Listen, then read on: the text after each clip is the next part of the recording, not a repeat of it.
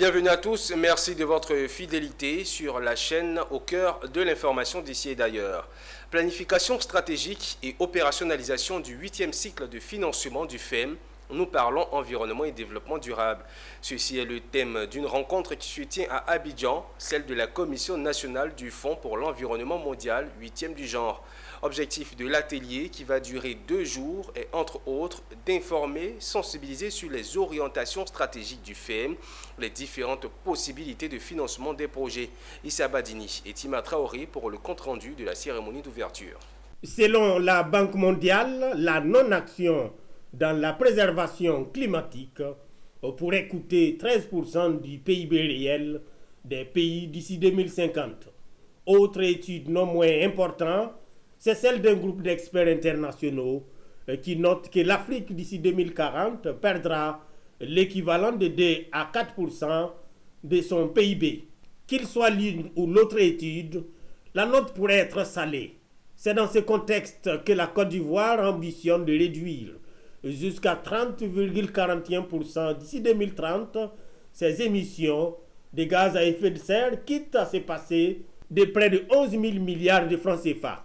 Voilà les tableaux dans lesquels s'ouvre l'atelier 8 du FEM, ici à la salle des fêtes du Sofitel Hôtel Ivoire. En tant que pays contributeur du FEM, la Côte d'Ivoire s'est engagée pendant la phase pilote et à l'occasion des 3 premières reconstitutions des ressources du FEM pour un montant total de 14 millions de droits de tirage spéciaux, soit environ 11,9 milliards de francs CFA.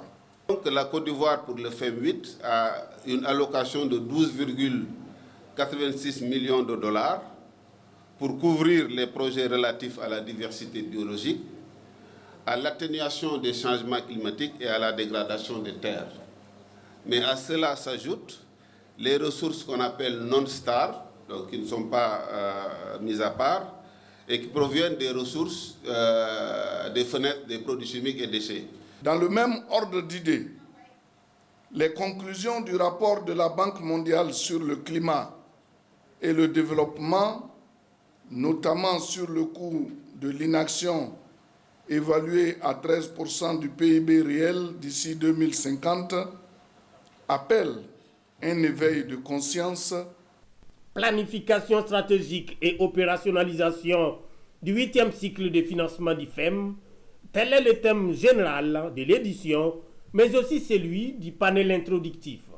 Panéliste, pour le ministre ivoirien des Eaux et Forêts, dont le pays espère retrouver 20% de sa forêt d'ici 2030, le temps est à l'action, au financement autrement dit. Le Fonds pour l'environnement mondial fonctionne en cycle de 4 ans. Ainsi, la reconstitution des ressources de la 8e phase du FEM 2022-2026 s'est achevée en 2022 avec un montant de 5 milliards de dollars.